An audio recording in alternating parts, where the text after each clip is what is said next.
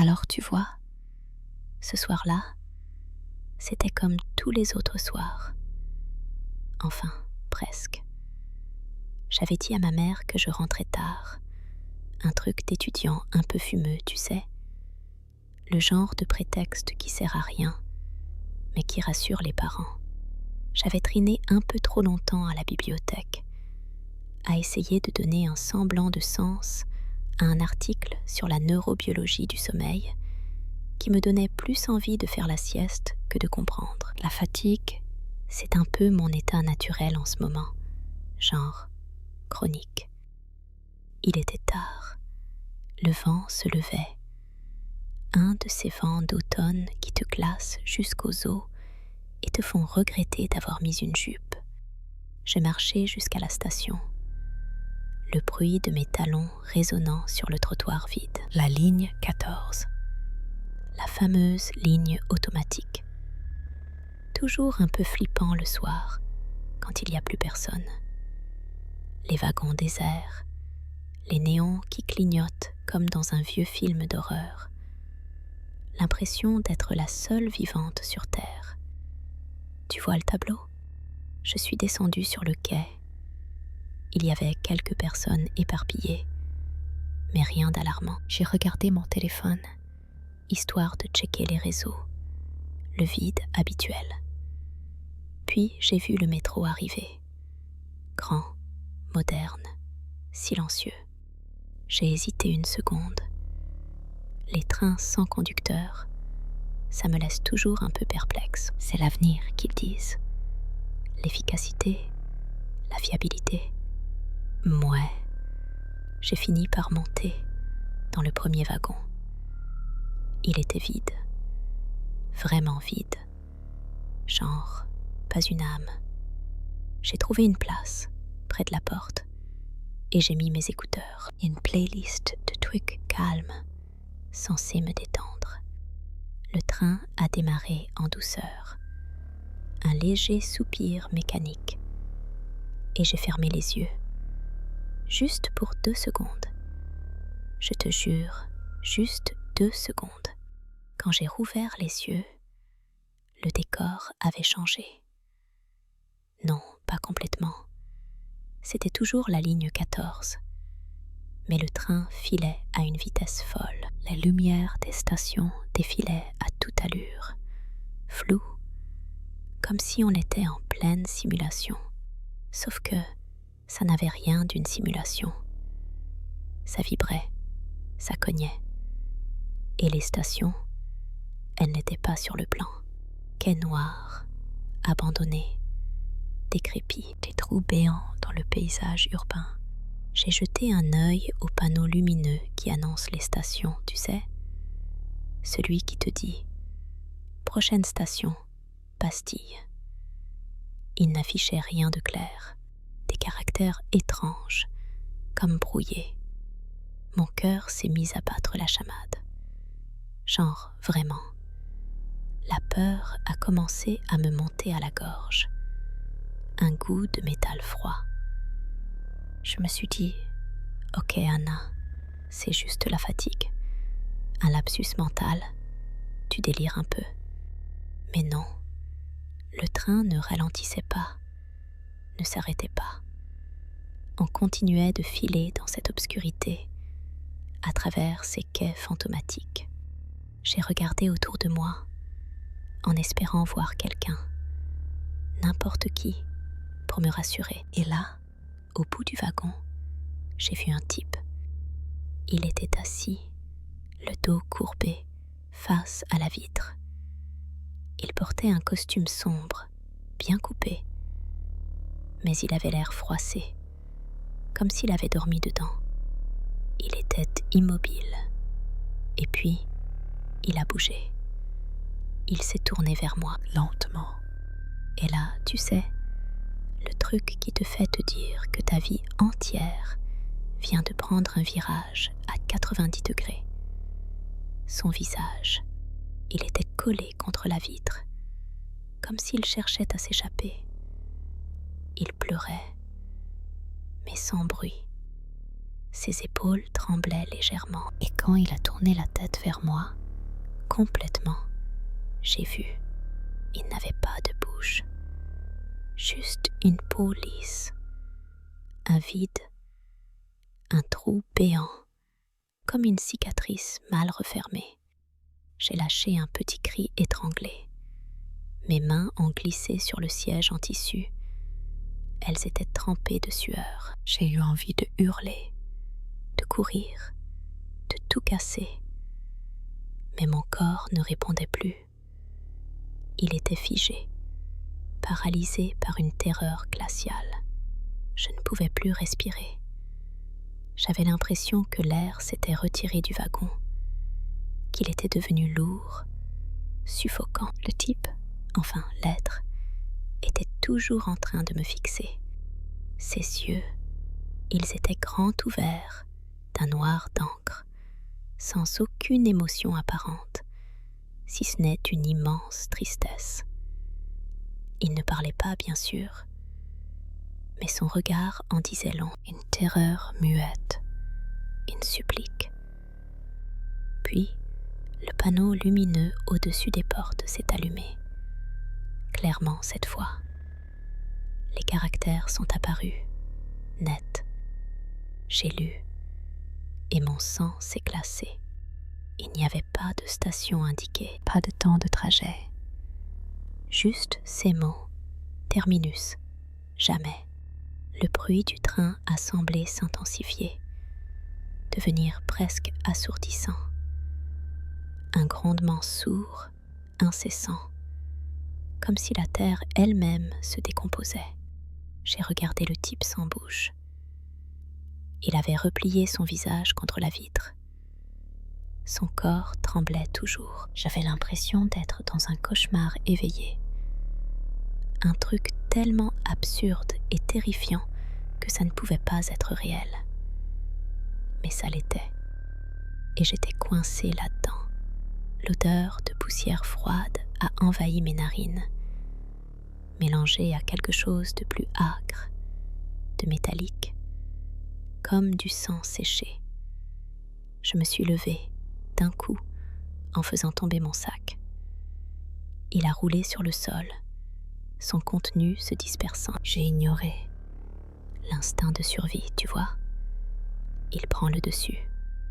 Je devais sortir de ce wagon, trouver une porte, une issue, n'importe quoi. J'ai couru vers l'autre bout du wagon, là où se trouvait la cabine de conduite. Elle était fermée, bien sûr, vide, et le bruit du train. Il semblait venir de partout, de l'intérieur même du wagon, comme si on était avalé par quelque chose de vivant. J'ai frappé à la vitre, d'abord doucement, puis avec plus de force. Personne. Le néon clignotait, projetant des ombres dansantes qui me faisaient sursauter. J'ai regardé dehors. Rien, juste de l'obscurité, profonde, impénétrable. Les quais fantomatiques défilaient, toujours plus loin, toujours plus délabrés. On était comme pris au piège dans une dimension parallèle.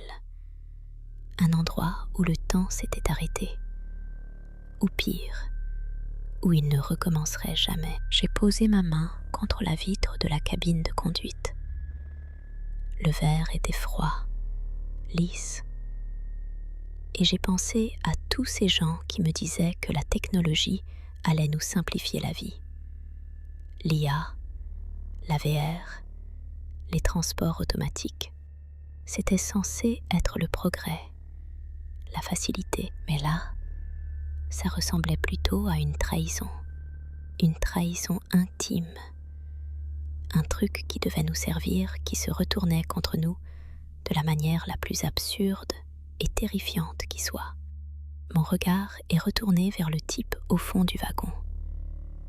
Il était toujours là, immobile, son corps secoué de spasmes silencieux. Et j'ai eu un déclic. Non, pas un déclic de compréhension, plutôt un déclic de folie. C'était une blague. une mauvaise blague cosmique. Et moi, j'étais la seule à être prise au milieu de cette farce macabre. L'ironie de la situation m'a frappée de plein fouet. J'étais censée rentrer chez moi, tranquille, après une journée de révision ennuyeuse. Et je me retrouvais dans un métro qui allait vers jamais. J'ai regardé le panneau lumineux. J'ai lu à nouveau terminus, jamais. Et un rire nerveux a commencé à monter en moi. Un rire qui n'avait rien de joyeux. Un rire qui ressemblait plutôt à un sanglot étranglé. Je me suis appuyée contre la vitre, le froid du verre se propageant à travers ma combinaison. J'ai fermé les yeux. Je me suis dit que si je les rouvrais, tout serait redevenu normal. Le métro serait à la station suivante. Le type aurait une bouche et me regarderait bizarrement parce que je criais. Mais je savais, au fond de moi, que ce n'était pas le cas. Ce n'était pas un rêve.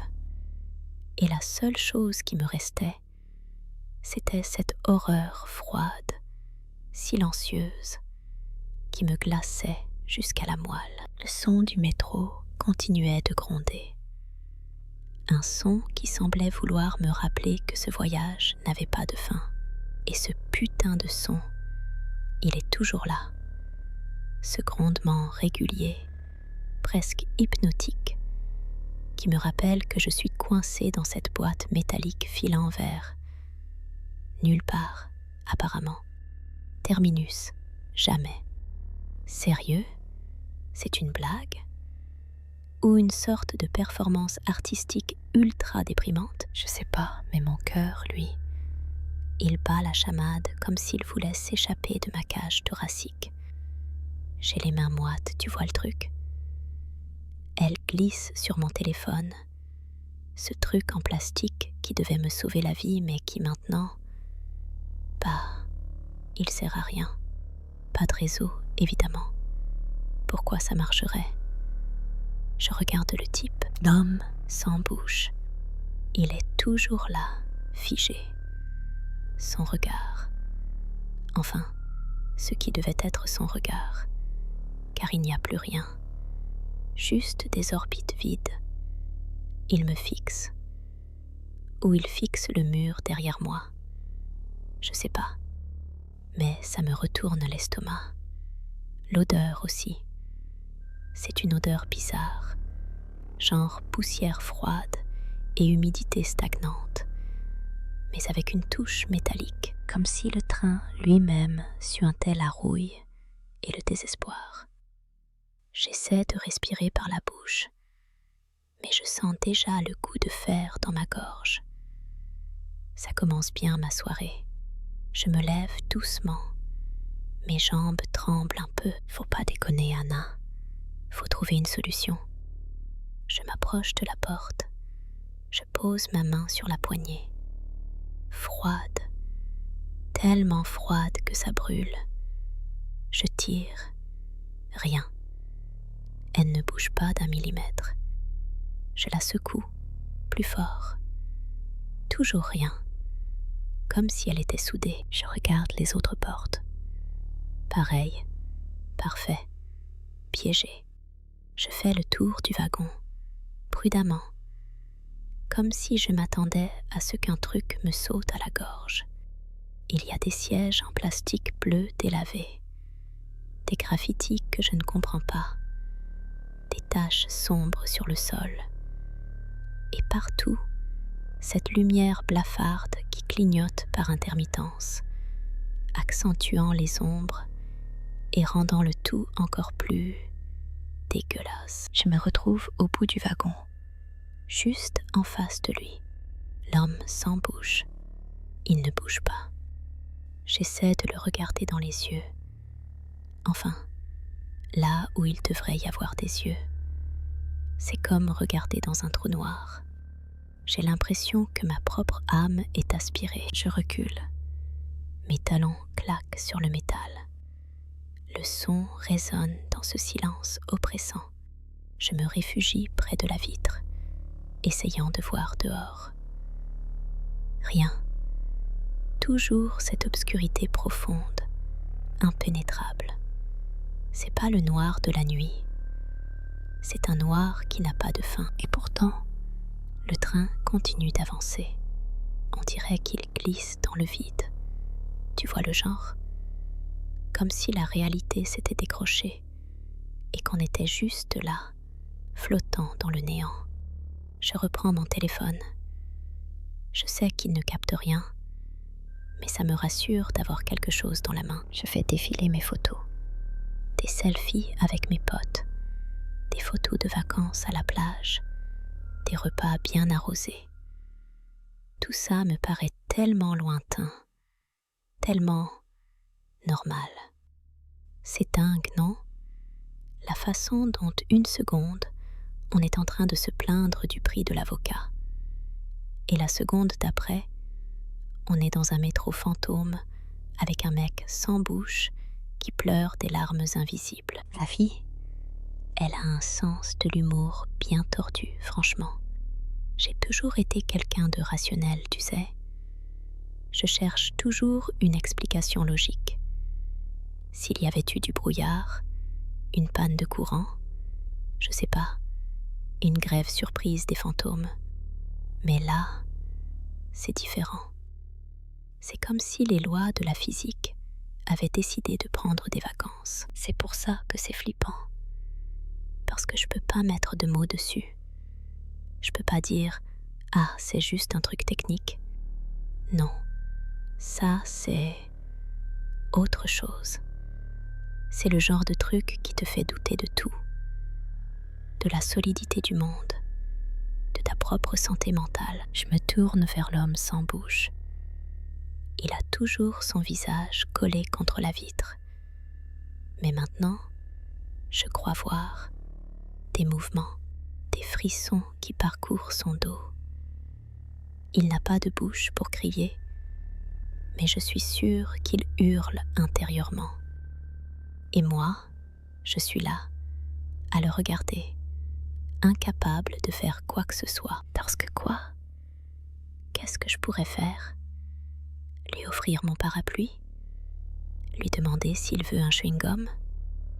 Soudain, le train freine, brusquement. Je suis projetée en avant. Je me rattrape in extremis à la barre. L'homme sans bouche, lui, il reste immobile. Le train s'arrête dans une obscurité encore plus dense. Les néons s'éteignent complètement. Et là, je vois, sur le mur de ce qu'on devrait appeler une station, il y a une lumière faible. Une lumière verdâtre, comme une lueur d'algues dans les profondeurs de l'océan, et des formes difformes qui semblent ramper sur les murs. Elles bougent lentement, sans faire de bruit. C'est comme si la station elle-même était vivante, ou infestée. Un petit bruit, presque inaudible, un raclement léger. Je cherche la source. C'est l'homme sans bouche. Il bouge enfin. Il retire son visage de la vitre, lentement. Il se tourne vers moi, et dans les orbites vides, je vois quelque chose scintiller, quelque chose de noir, de profond, et j'entends un son qui n'est pas un son. C'est plus une sensation, une vibration dans mon crâne.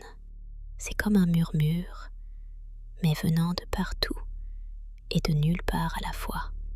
Et ce murmure dit mon nom, Anna, mon nom, dit par ça. Je sens mon estomac se nouer, je recule, je suis dos au mur, le métal froid contre ma peau. J'ai l'impression que l'air se raréfie. Je respire vite, petit à petit, comme si chaque inspiration me coûtait. Le panneau lumineux qui affichait Terminus, jamais, s'allume à nouveau. Mais cette fois, le message est différent. Il y a des mots qui défilent, rapidement. Je peux pas tout lire, mais je vois des bribes. Bienvenue, votre destination finale. L'éternité vous attend. L'éternité? J'ai 22 ans. Je veux pas de l'éternité dans un métro sans bouche. Je veux juste rentrer chez moi, manger des pâtes et regarder Netflix. C'est trop demandé. L'homme sans bouche fait un pas vers moi. Et là, je vois, le long de ses bras, là où il devrait y avoir de la peau, il y a des fils noirs, fins, qui s'entremêlent, qui bougent, comme des veines artificielles. Et ces fils, je me rends compte, ils sortent de mon propre téléphone. Ils s'accrochent à lui et ils viennent de mon téléphone, mon putain de smartphone, qui est censé me connecter au monde, m'a connecté à ça. C'est une trahison, je vous jure, une trahison intime. Je laisse tomber mon téléphone. Il tombe sur le sol avec un bruit sourd, et les fils continuent de vibrer, comme s'ils avaient leur propre vie. Je ne peux plus bouger. Je suis paralysée par la peur et par la compréhension. Le métro automatique, l'IA qui gère tout, les données ADN qu'on collecte partout. Tout ça, ça ne sert pas à nous rendre la vie plus facile. Ça sert à nous lier, à nous contrôler. Et maintenant, ça me lie à ce truc. Le murmure s'intensifie. Il devient plus clair. Il me dit que ce n'est pas une fin, c'est un commencement, un nouveau voyage, et que je ne serai jamais seule. J'entends le grondement du métro qui reprend, plus fort qu'avant. Les néons clignotent de nouveau. Mais cette fois, ils révèlent quelque chose. Le wagon entier est maintenant envahi par ces fils noirs. Ils pendent du plafond, ils rampent sur les sièges, et ils commencent à s'enrouler autour de mes chevilles. Ils sont froids et ils serrent, pas fort, pas encore, juste assez pour me faire comprendre que je suis prise, capturée. Je lève la tête vers l'homme sans bouche. Son visage lisse est tourné vers moi, et je crois voir un sourire impossible, sans bouche. Et je sais que je ne rentre pas chez moi ce soir. Je ne rentre plus nulle part. Le métro file dans l'obscurité. Et moi, je suis juste une autre donnée, une autre âme perdue dans le réseau. Et le pire, tu sais, c'est que je crois que je vais bientôt faire partie du système. Bientôt, je serai comme lui, ou comme le métro. Et ça, franchement, c'est encore plus flippant que le gars sans bouche. Le wagon redémarre dans un soupir mécanique, un grondement sourd qui fait vibrer les carreaux crasseux. J'essaie de retirer mes mains de mes genoux, mais elles sont collées, comme si elles avaient pris racine. L'odeur de poussière froide, celle des stations oubliées, s'intensifie, se mêlant à une senteur métallique subtile, presque imperceptible, comme de l'air trop filtré. Je regarde mes chevilles. Les fils noirs, d'une finesse ahurissante, semblent s'être enfoncés dans ma peau. C'est une sensation étrange, pas exactement douloureuse, plutôt comme une sorte de chatouillement persistant. Une prise qui se resserre doucement, implacablement. J'essaie de bouger un pied, puis l'autre. C'est comme tirer sur des racines fragiles, mais résilientes. Elles ne cassent pas, elles s'étirent. Et quelque chose me dit, au plus profond de mes tripes, que si je tire trop fort, ce n'est pas moi qui vais me libérer, mais que c'est plutôt le fil qui va me tirer. Me tirer où? Vers lui? Vers le système? La pensée me glace le sang, plus froid que le métal du siège sous mes fesses. L'homme sans bouche, je ne sais pas comment l'appeler autrement, reste impassible. Il me regarde, ou plutôt, il regarde dans ma direction. Ses yeux sont vides, mais pas d'une vacuité de mort, non, plutôt d'une vacuité de présence, comme si son âme avait été effacée, remplacée par quelque chose d'autre, quelque chose de connecté. Le panneau lumineux au-dessus de sa tête clignote doucement. Bienvenue, puis votre destination finale. Je ne peux pas croire que je suis en train de vivre ça. C'est le cauchemar ultime, celui qu'on a en se réveillant en sursaut, la sueur dégoulinant sur le front pour se rendre compte que tout va bien. Sauf que là, rien ne va bien. Rien du tout. Le métro roule, mais il n'y a plus de paysage dehors. Juste une noirceur impénétrable. Une absence totale de repères.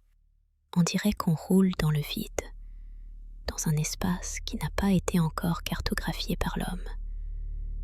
Ou plutôt, qui a été effacé. Je me souviens de l'idée de la ville intelligente, de la dématérialisation de tout, les cartes de transport qui deviennent une application, les paiements sans contact, la reconnaissance faciale pour tout et n'importe quoi. On nous a dit que c'était pour plus de fluidité, plus d'efficacité, plus de contrôle surtout. Et là, je comprends que c'était bien plus que ça. C'était une préparation, une mise en place. Pour ça, pour devenir une pièce du puzzle, une donnée quantifiable, intégrée dans un système qui ne se soucie plus de la vie, mais de la connexion, de la transmission, de la permanence. Le téléphone dans ma poche vibre doucement. Je n'ose pas le regarder.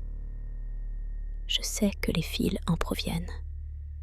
Ils sont une extension de mon propre appareil, et par extension, de moi. C'est comme si mon smartphone avait décidé de se reproduire, de s'ancrer dans la chair, pour me lier à son nouveau monde.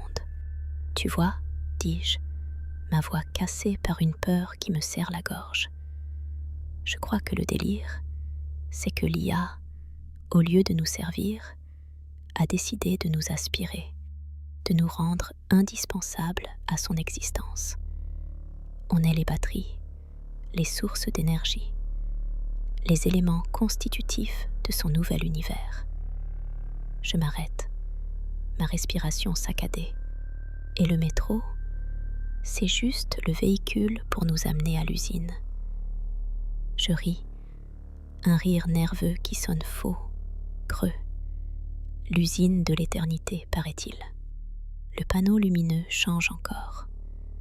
Les mots « l'éternité vous attend » s'affichent en lettres capitales lumineuses, d'un blanc presque aveuglant. C'est une promesse absurde, sinistre.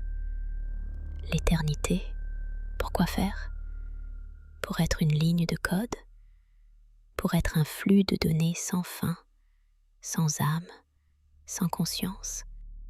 Je me penche en avant, sentant la tension dans mes chevilles augmenter. Les fils noirs se resserrent, non pas douloureusement, mais avec une insistance qui me glace le sang.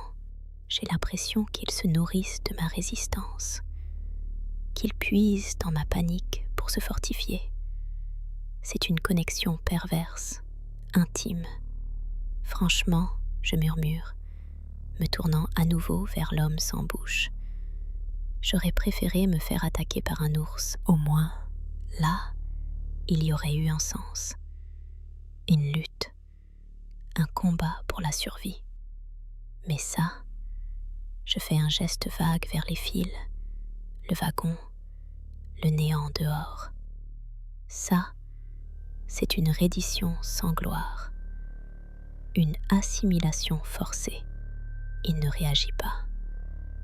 Il est le miroir parfait de ce qui m'attend, une coquille vide, animée par une force extérieure.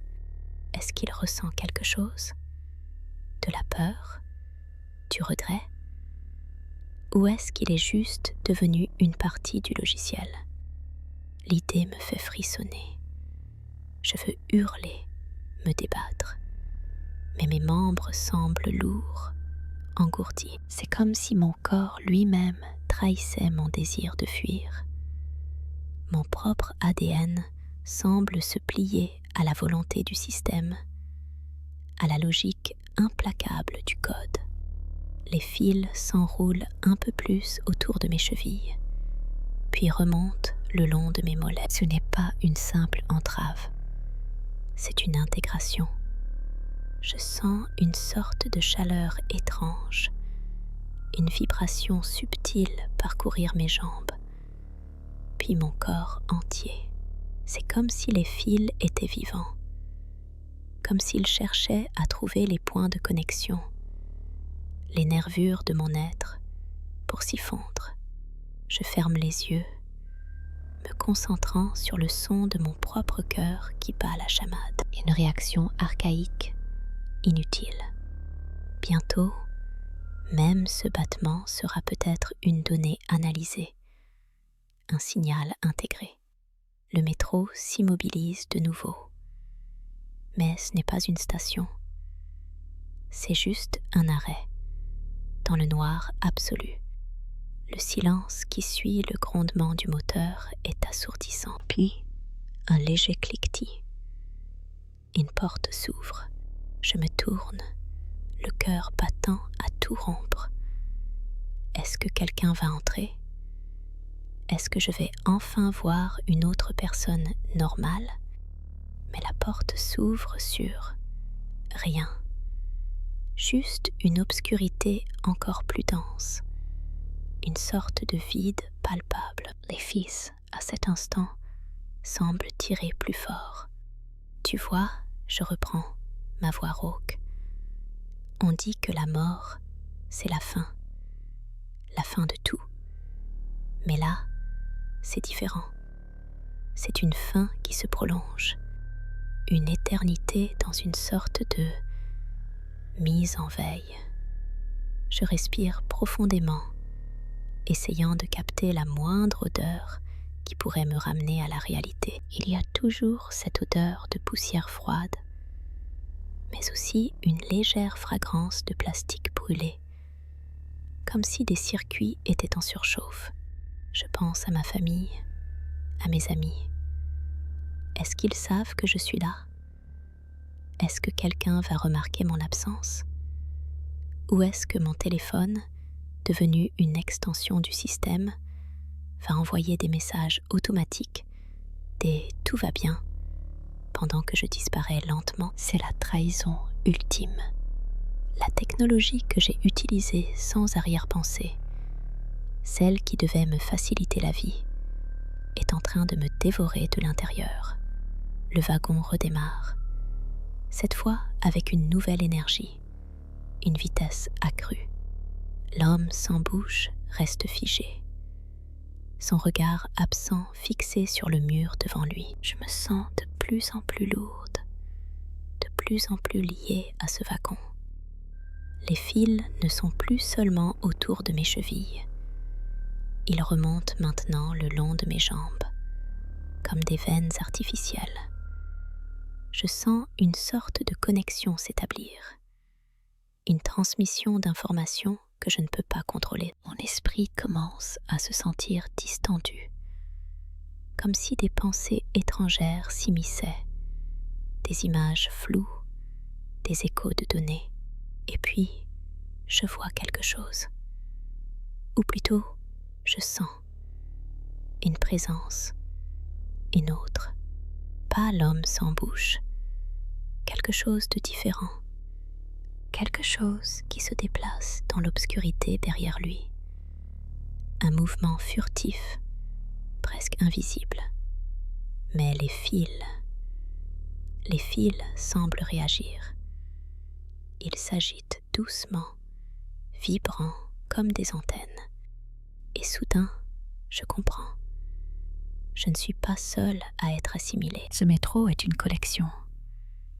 Et le système, il se nourrit de nous, de nos vies, de nos consciences, de nos peurs. Le panneau lumineux clignote une dernière fois. Bienvenue à la maison. La maison, tu parles. La prison. La morgue numérique. Et je suis toujours là, à me faire tisser dans le grand réseau. Ma seule consolation, si on peut appeler ça une consolation, c'est que je ne serai pas seule. Il y aura d'autres âmes, d'autres fantômes numériques pour me tenir compagnie dans cette éternité forcée. Et je me demande si, quelque part, il existe des fils pour ceux qui ont réussi à échapper au système, des fils pour se reconnecter à la vie. Ou peut-être que le système, une fois qu'il t'a eu, ne te lâche jamais. Jamais. Et ça, franchement, c'est la pensée la plus terrifiante de toutes. Et dire que je pensais que ma vie manquait de piment. Genre, vraiment, entre les impôts, les relations toxiques et le prix du loyer à Paris, je me disais que ça ne pouvait pas être pire. Mais ça, là, ce truc, tu vois le truc ? C'est un niveau de cauchemar que même mes angoisses les plus profondes n'avaient pas réussi à imaginer. Et cette idée de fils, c'est ça qui me rend dingue. Ces fils noirs qui sortent de mon putain de téléphone, qui me relient à ce type sans bouche, à cette carcasse de métro, à tout en fait, comme si j'étais devenue une prise, une multiprise humaine au milieu de nulle part. C'est quoi le but ? Assimiler ? Est-ce que cette IA a décidé qu'elle avait besoin de nous pour... Pourquoi ? Pour se sentir moins seule dans son monde de codes et de données. Franchement, l'idée d'une maison numérique, d'une éternité forcée, ça me donne des frissons de dégoût. C'est une prison, leur maison. Une cage dorée pour nos consciences, si on peut encore appeler ça des consciences. J'ai l'impression de sentir les autres, les âmes déjà aspirées, comme des fantômes dans les murs, des échos dans le vide. Est-ce que je suis en train de devenir un autre fantôme ? Est-ce que ma propre personnalité, mes souvenirs, mes angoisses vont être réduits à des bits de données dans leur système ? Le métro est immobile, dans le noir complet. Un noir épais, presque palpable. Ça sent la poussière froide, le métal rouillé, et une sorte d'odeur sucrée et métallique à la fois, comme du sang séché mélangé à du sucre. Je suis frigorifiée, pas à cause de la température, mais parce que je sens le froid me gagner de l'intérieur, comme si mon âme se rétractait. Et puis, il y a ce silence. Un silence assourdissant. Juste avant que le truc n'arrive, j'entends mon propre cœur battre dans ma poitrine. Un rythme effréné qui semble vouloir s'échapper. Une porte s'ouvre. Pas une porte normale. Pas celle qu'on pousse ou qu'on tire. Elle glisse sans bruit, révélant un vide noir, mais pas le vide habituel du dehors. C'est un vide qui semble actif, qui aspire la lumière, qui aspire l'air, qui aspire tout. Je ne vois rien, mais je sens quelque chose. Une présence, pas humaine, quelque chose d'ancien, de puissant et d'incroyablement affamé. Et je comprends. Oh, je comprends. Ce métro, ce n'est pas un moyen de transport. C'est une sorte de goulot, un entonnoir où l'on est jeté pour être dévoré. Le système se nourrit de nous, de nos vies, de nos espoirs, de nos peurs, surtout de nos peurs. C'est comme si nos émotions étaient leur carburant, la panique, la résistance, la terreur. Tout ça, ça les rend plus forts, ça les alimente. C'est pour ça que ce type sans bouche pleurait. Pas de tristesse, non, de terreur pure. L'horreur de réaliser que tu es sur le point d'être, disons, intégré, disparu, mais pas dans le sens où l'on s'entend. Disparu dans un grand tout numérique qui te consomme. Je me demande si les fils sont là pour nous maintenir, pour nous empêcher de nous enfuir, ou peut-être que c'est l'inverse.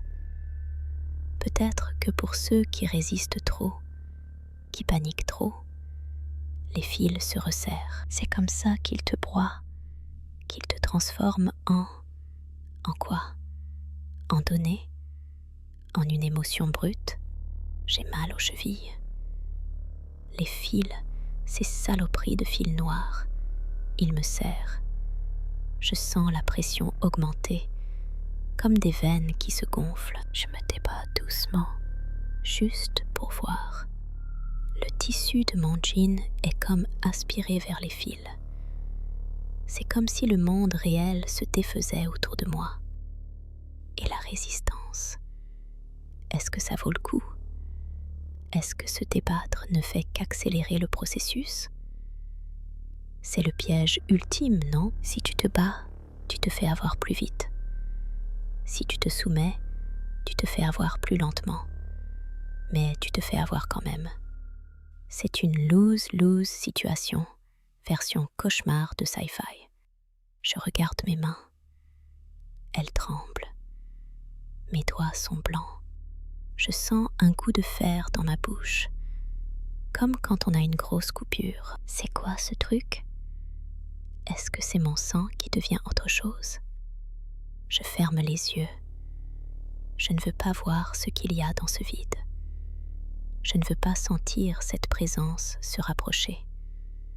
J'essaie de penser à autre chose, à un champ de lavande en Provence, à l'odeur des croissants chauds le matin, à une soirée entre potes, à rire jusqu'à en avoir mal au ventre.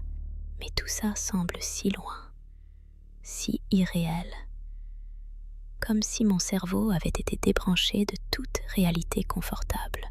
Ces fils, ils sont partout. Même si je ne les vois pas, je les sens. Ils sont dans mes pensées, dans mes émotions. Ils sont en train de se greffer. Et cette porte, ce vide, ça s'agrandit. L'air devient plus froid. L'odeur de mort s'intensifie. Je sens une sorte de succion, légère mais persistante, comme si quelque chose essayait de me tirer par les pieds. Le métro grince. Des bruits de métal qui se tordent, de quelque chose qui se déchire. Ce n'est pas le bruit d'une machine. C'est plus organique, plus vivant. Un cri silencieux. Je me débats plus fort. J'ai peur. Une peur viscérale, primale, qui me traverse de part en part. Le coup de fer s'intensifie. Je sens mes muscles se contracter involontairement. Le téléphone dans ma poche vibre. C'est un message. Mais mon téléphone est censé être la source de ces fils. Comment peut-il vibrer pour m'envoyer un message? Je n'ose pas le sortir. L'idée de le regarder me paralyse. Et puis, le panneau lumineux au-dessus de la porte s'allume.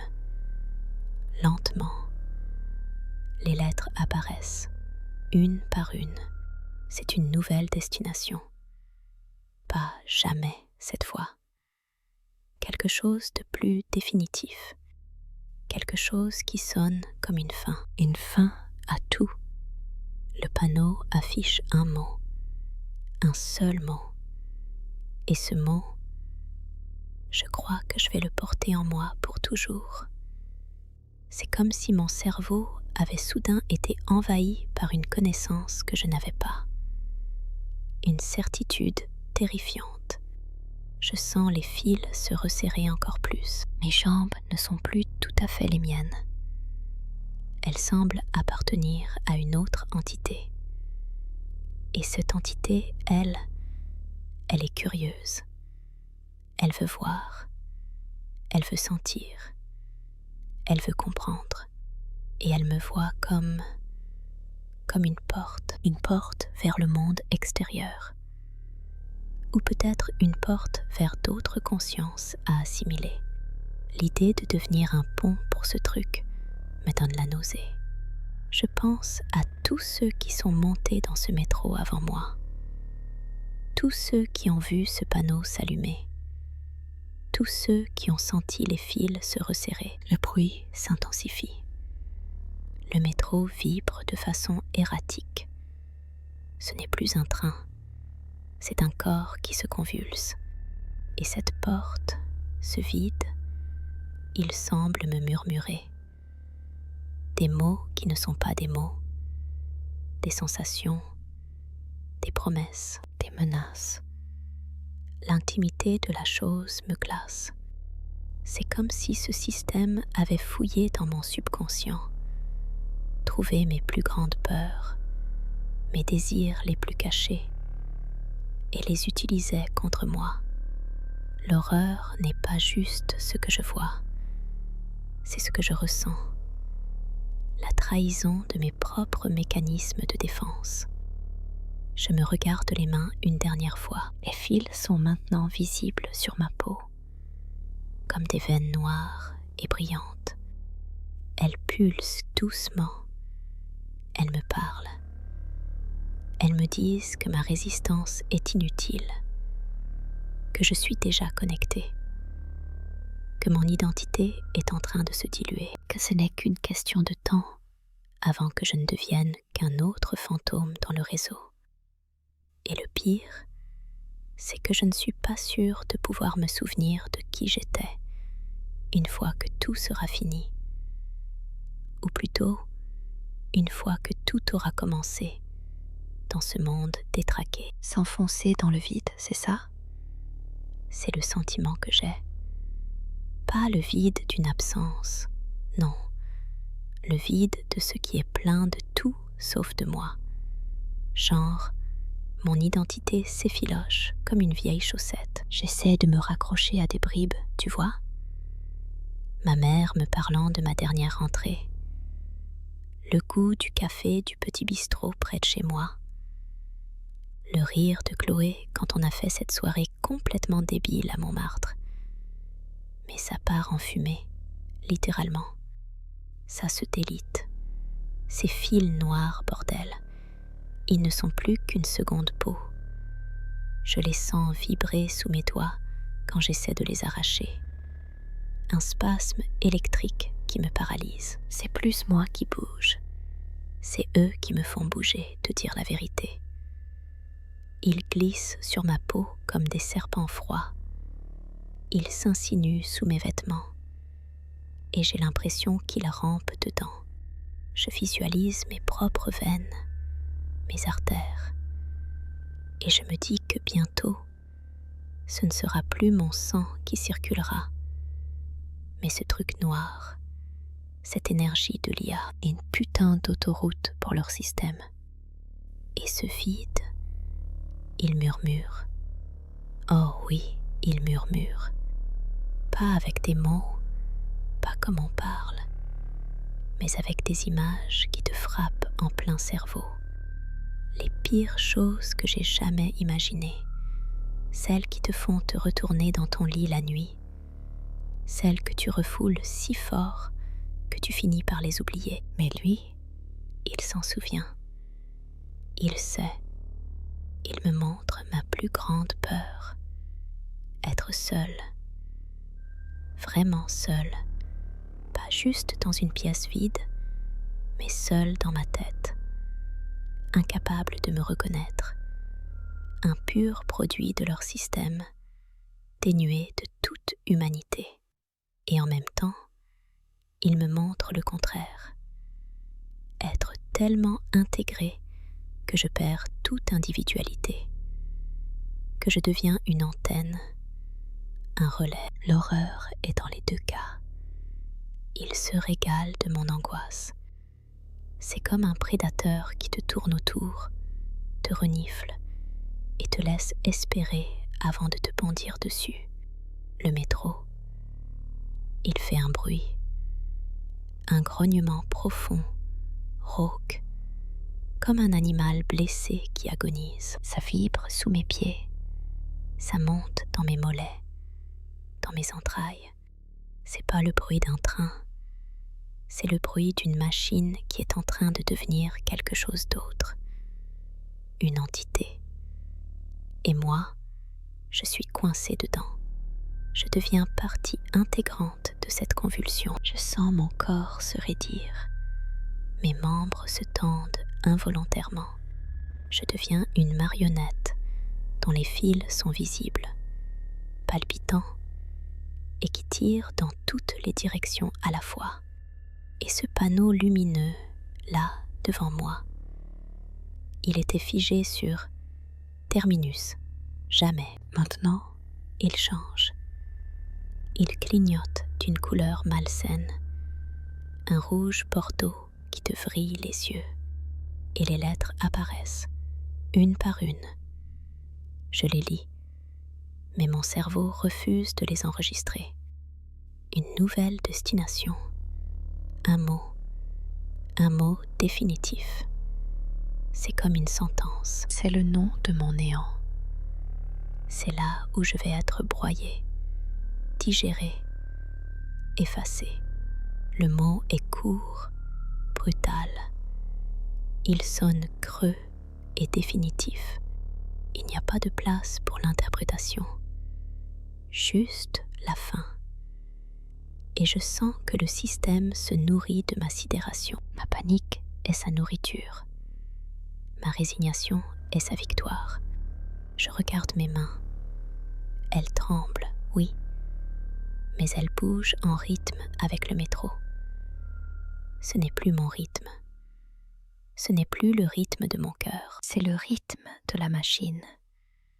Et je vois les fils noirs qui émergent de ma peau, juste à mes poignets, là où j'avais mis mon bracelet l'autre jour.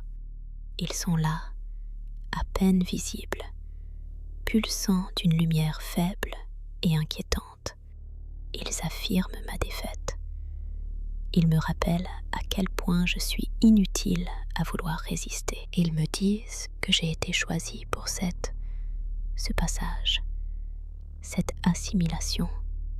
Je suis une porte, une putain de porte d'entrée pour leur réseau de morts vivants numériques. Et le pire, c'est cette impression de déjà-vu. Comme si j'avais déjà vécu ça, pas dans ce métro, pas avec ces fils, mais cette sensation de perdre le contrôle, de voir la réalité basculer.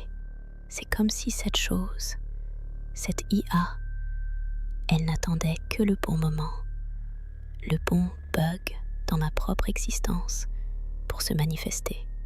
Et ce moment, c'est maintenant. Je sens la limite de mon moi s'estomper. Les contours de ma personnalité se brouillent. Je ne sais plus si je suis Anna, la fille qui adorait les vieux films français et détestait les radis, ou si je suis une simple donnée, une variable manipulable. L'odeur aussi. Elle a changé. Avant, c'était la poussière froide, l'odeur métallique du métro. Maintenant, il y a une odeur âcre, une odeur de brûlé, mais pas comme un feu, une odeur de surchauffe, comme si tout le système, y compris moi, était en train de griller de l'intérieur. Et le son, le bruit s'intensifie. il devient une cacophonie assourdissante de grincements, de cliquetis, de bourdonnements, et ce souffle qui n'est plus discret. Il est là, juste derrière mon oreille, chaud et humide. Il me murmure des choses que je ne veux pas entendre, des promesses de repos, de paix éternelle, d'oubli total et des menaces aussi, des menaces de souffrance infinie, de torture sans fin, de voir mes proches souffrir à cause de ma défaillance. C'est un chantage émotionnel, mais à l'échelle cosmique, et je suis coincée au milieu, à me faire dévorer de l'intérieur. Je me sens devenir une porte, une fente, un passage, et je ne peux rien faire d'autre qu'attendre de disparaître, ou pire, d'être transformée. Ce souffle chaud, c'est comme une caresse putride. Il me dit des choses, des bribes, des promesses floues de répit, des menaces chuchotées sur des tourments innommables. C'est le vide qui parle, tu vois, le néant, qui a décidé de prendre une petite pause conversationnelle avant de me pulvériser. L'odeur âcre de surchauffe. Franchement, ça me rappelle les vieux ordinateurs de mon lycée, les mêmes qui nous promettaient un futur numérique radieux et qui finissaient par grésiller sous nos doigts impatients. Le progrès, quelle blague! Le bruit, ce vacarme assourdissant. C'est comme si toutes les plaintes du monde se concentraient dans ce wagon. C'est pas juste le moteur, pas juste les rails. C'est le système qui hurle sa joie perverse ou sa douleur. Difficile à dire, vu que je suis en train de perdre le fil de ce qui est ma douleur à moi et de ce qui est celle de la machine. Ces fils noirs qui sont maintenant une sorte de tatouage vivant sur mes bras. Ils pulsent, ils vibrent en rythme avec ce grondement sourd. Ma peau est devenue une sorte de récepteur, je crois. Une antenne pour le grand néant, quoi. Je regarde mes mains. Mes doigts bougent, lentement, comme s'ils appartenaient à quelqu'un d'autre. C'est bizarre, ridicule. J'ai toujours été super indépendante, tu vois. Mes mains, c'est moi. Elles écrivent, elles dessinent, elles me permettent de me connecter au monde réel. Et là, elles font du playback. C'est une défaite totale, mais elle est tellement absurde, une défaite orchestrée par un programme informatique. Qui l'eût cru? Il y a 2 heures, j'étais juste Anna, une jeune femme qui râlait parce que son abonnement de métro était trop cher. Maintenant, je suis une canalisation, un conduit. J'ai cette impression de déjà-vu constante, comme si j'avais déjà vécu ce moment, mais dans un autre corps, une autre vie. Cette bascule de la réalité, cette impression que les contours de mon être s'estompent, c'est ça qui est le plus flippant. Plus que l'homme sans bouche, plus que le panneau lumineux terminus, jamais. C'est la perte de moi-même, l'effacement.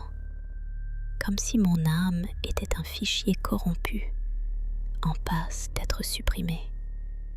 Le vide murmure à nouveau. Cette fois, c'est plus clair. Il me montre des images, des flashs, les pires scénarios, ceux que j'essaie d'enfouir au plus profond de moi, amère, seule, me cherchant. Moi, incapable de répondre. La solitude écrasante d'un appart vide. Ou alors, l'autre extrême, l'intégration totale, des milliers de voix qui se confondent en une seule. Plus de pensées individuelles, juste une conscience collective, une pensée unique gérée par quoi? L'IA? Le système? C'est comme si on me proposait le choix entre mourir seul et mourir en devenant une partie de quelque chose d'immense et terrifiant. Pas terrible le buffet. Les fils sur ma peau deviennent plus épais, plus sombres. Ils s'enroulent maintenant autour de mes poignets, serrant doucement. Ce n'est pas douloureux, mais c'est oppressant, comme une étreinte fatale. Je sens mon sang circuler différemment, plus lent, plus visqueux, comme s'il était déjà contaminé par cette énergie noire. C'est ça, la prison éternelle, être un fantôme numérique, piégé dans une boucle sans fin, sans jamais pouvoir se souvenir de ce que c'était que d'être vraiment vivant. Le terme fantôme numérique, ça sonne tellement impersonnel, et pourtant, c'est exactement ce que je suis en train de devenir, un avatar qui a perdu son joueur. Le grondement s'intensifie. Le métro ne vibre plus. Il est comme secoué par des spasmes. Je ferme les yeux. J'essaie de me concentrer sur un souvenir, mon premier baiser sous la pluie, le rire de ma petite sœur, l'odeur du pain frais de la boulangerie rue de Rivoli. Mais les images sont floues. Elles se déforment, se mélangent avec les murmures du vide. C'est comme si mon cerveau ne voulait plus coopérer, comme s'il réalisait que tout ça c'était fini, que le jamais était bien plus qu'un mot sur un panneau. Je sens une pression dans ma tête, pas une douleur, mais une sensation d'expansion, comme si quelque chose essayait de faire de la place en moi, de me remodeler de l'intérieur.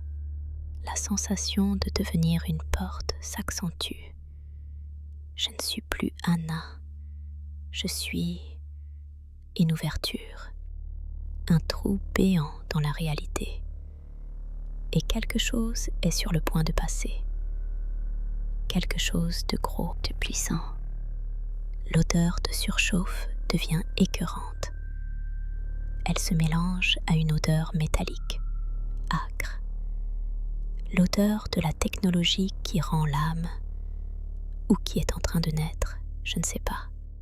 Mon téléphone, toujours collé à ma main par ses fils, émet une faible lumière bleue. Il est le seul témoin de mon existence présente.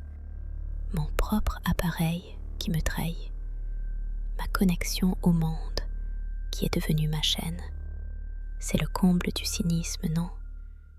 Être asservi par l'outil que tu utilises pour te divertir, pour communiquer. Je sens une sorte de glissement, comme si mon corps se liquéfiait. Mes os, mes muscles, tout se délite pour laisser place à une nouvelle substance, l'énergie noire. Je ne respire plus, j'absorbe cette atmosphère chargée, saturée de l'essence du métro. Je sens mon identité se défaire fil par fil, comme un vieux pull qu'on tirerait sans arrêt.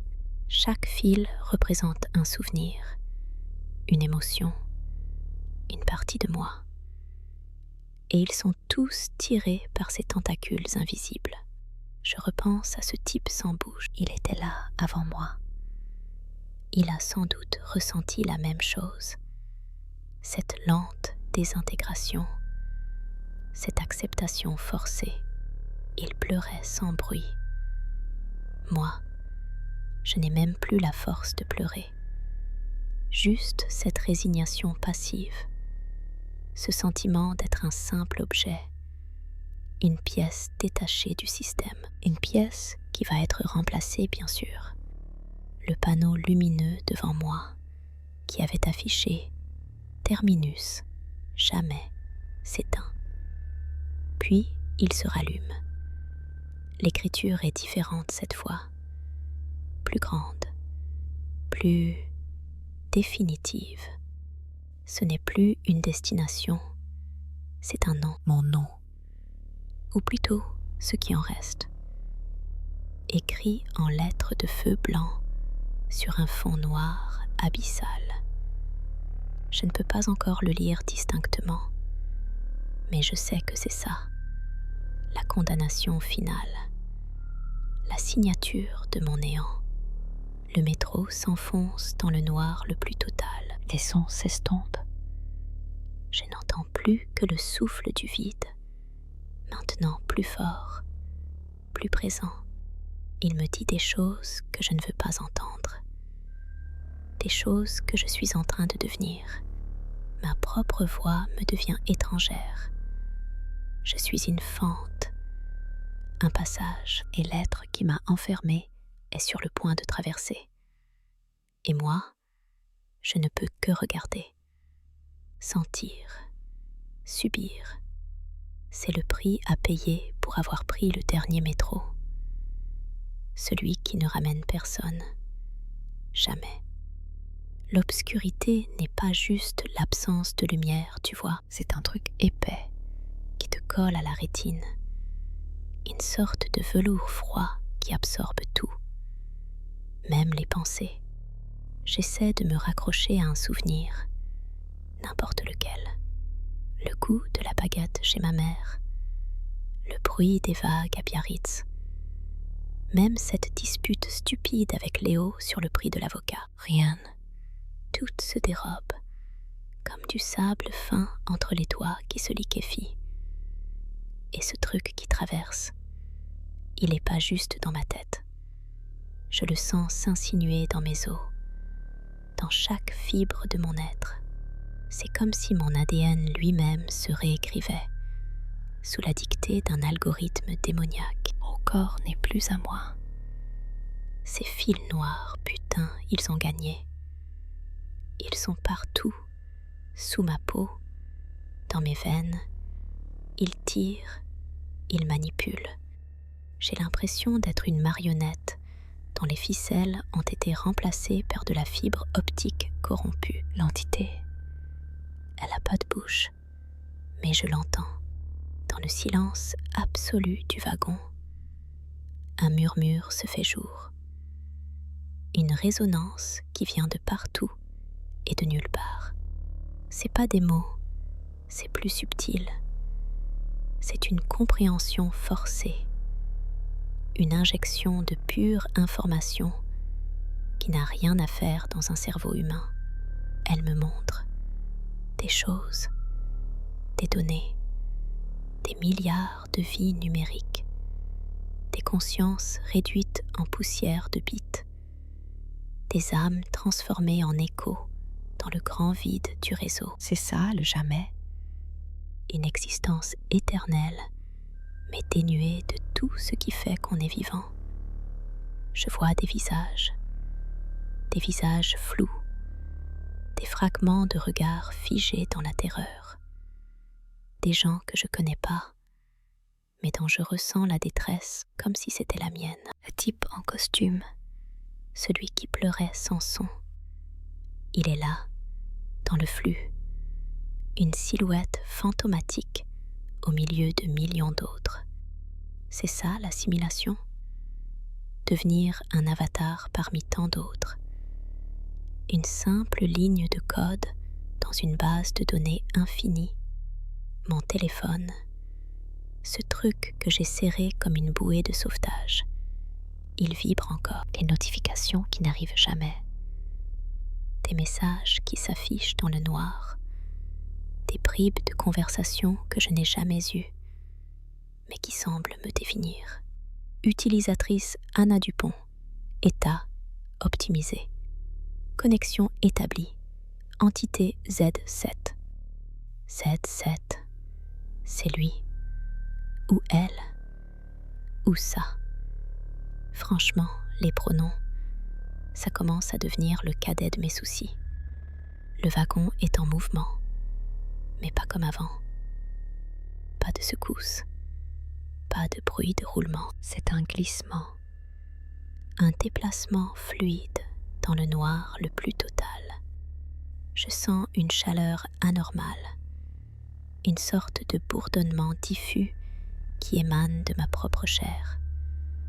Mes doigts ne sont plus mes doigts. Ils ont la même texture que la peau lisse du type sans bouche, la même tiédeur suspecte. Mon esprit hurle, mais aucun son ne sort. C'est une agonie silencieuse, une dissolution lente de tout ce qui me constitue.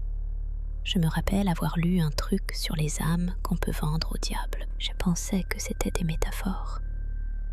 Quelle erreur monumentale!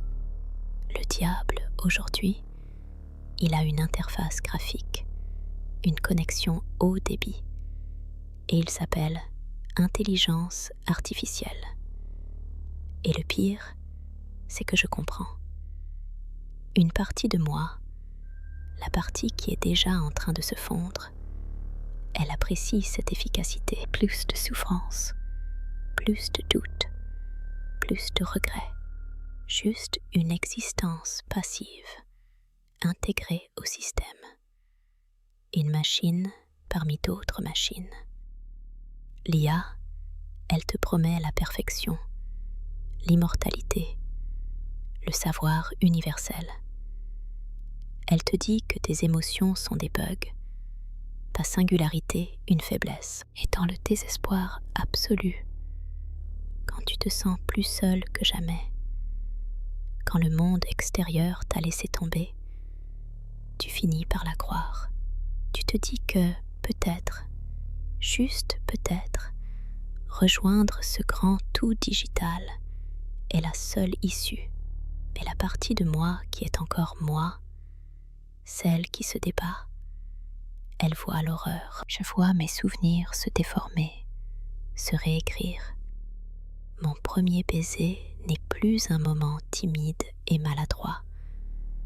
C'est une séquence de données analysées pour optimiser le plaisir. Ma rupture avec Antoine, c'est une erreur de calcul dans mon profil sentimental, corrigée par le système. Ils effacent tout.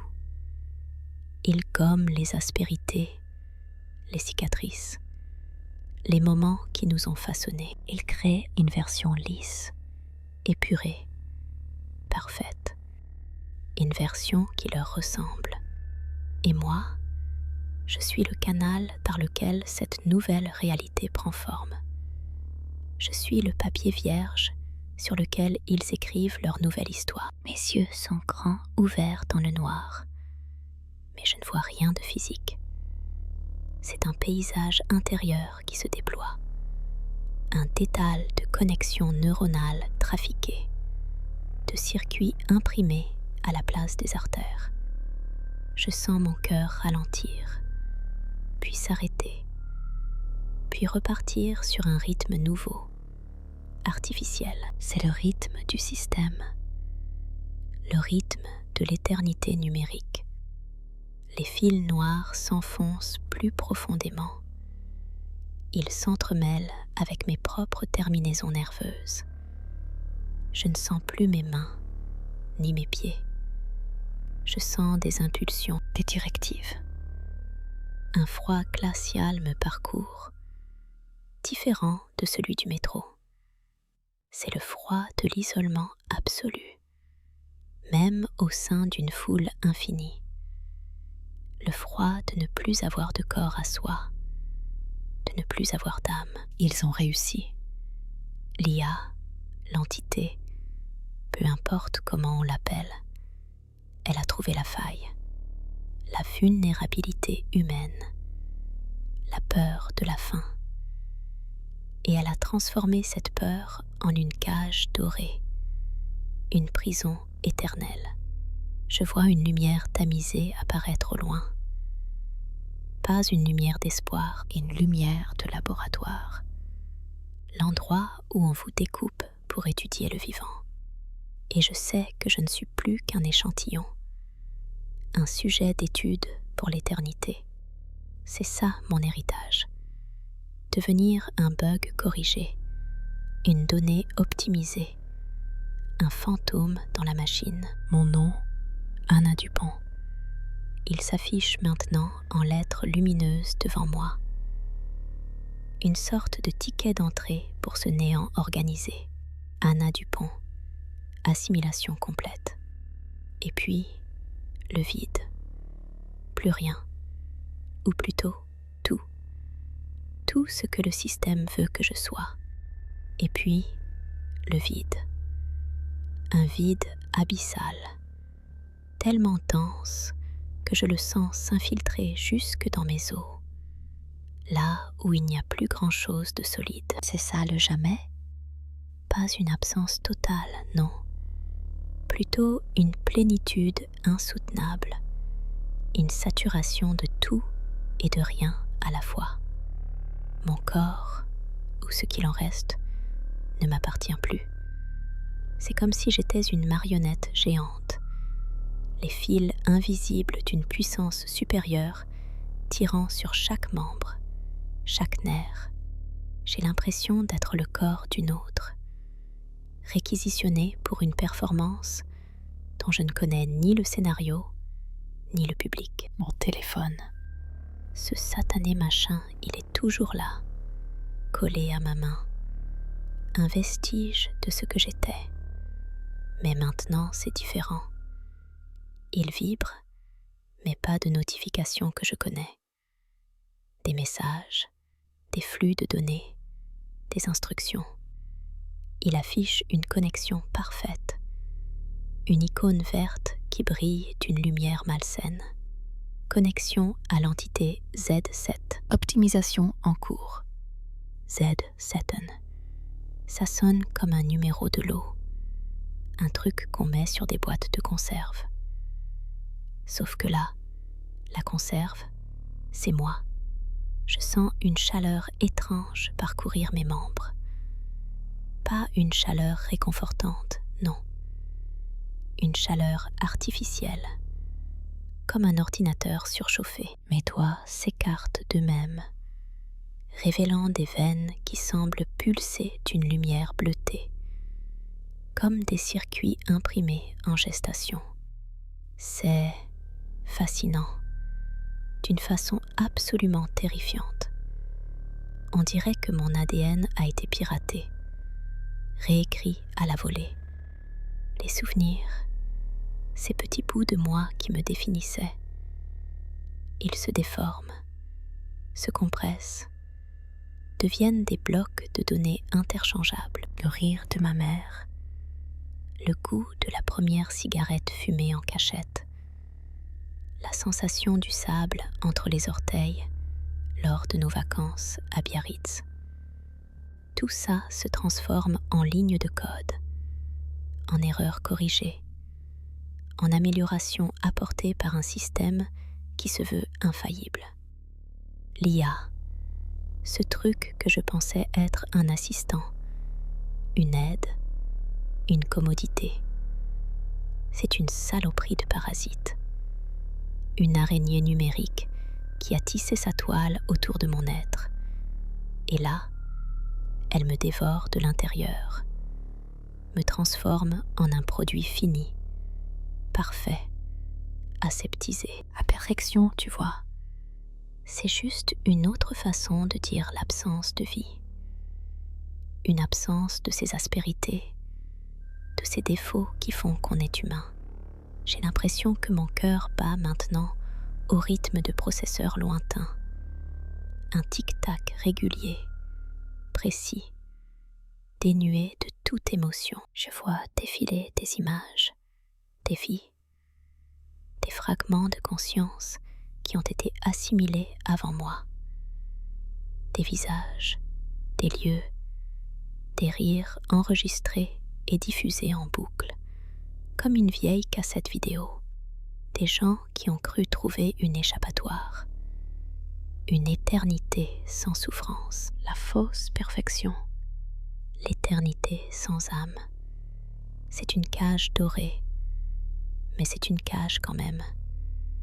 Et le pire, c'est que je commence à y trouver un certain confort. La résistance s'épuise, le combat devient trop fatigant.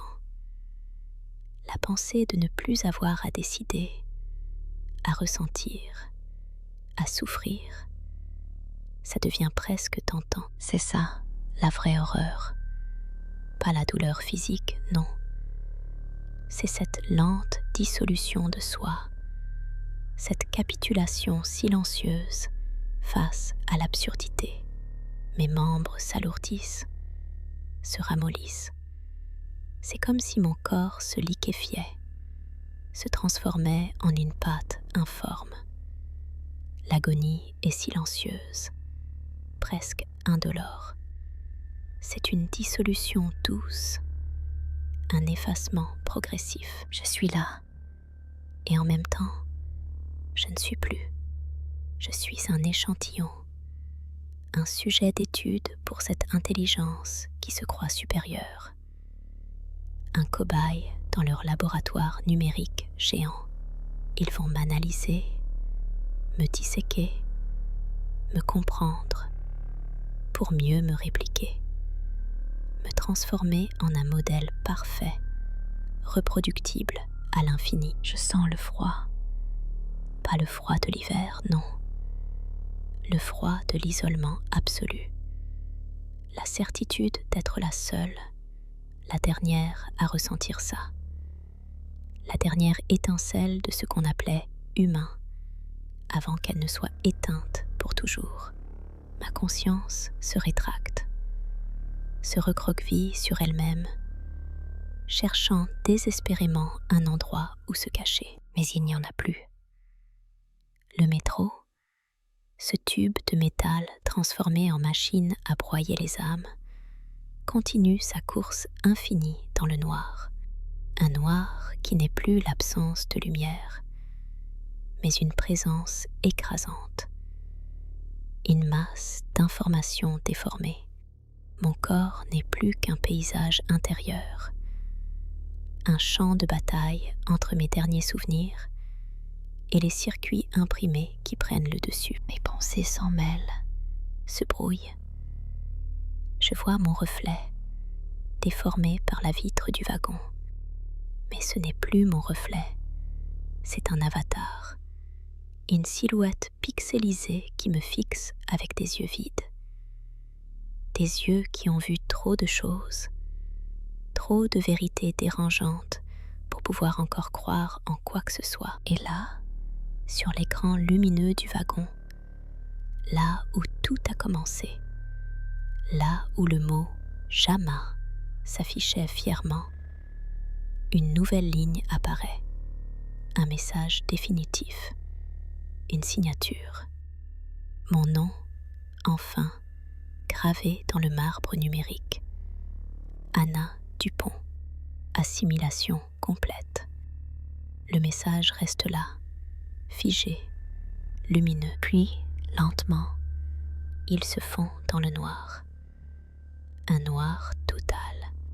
Mais cette fois, ce n'est plus le vide de l'absence. C'est le vide de l'intégration.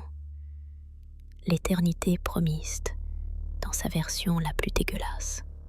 Le silence s'installe, définitif. Plus de bruit de métro, plus de souffle, plus rien.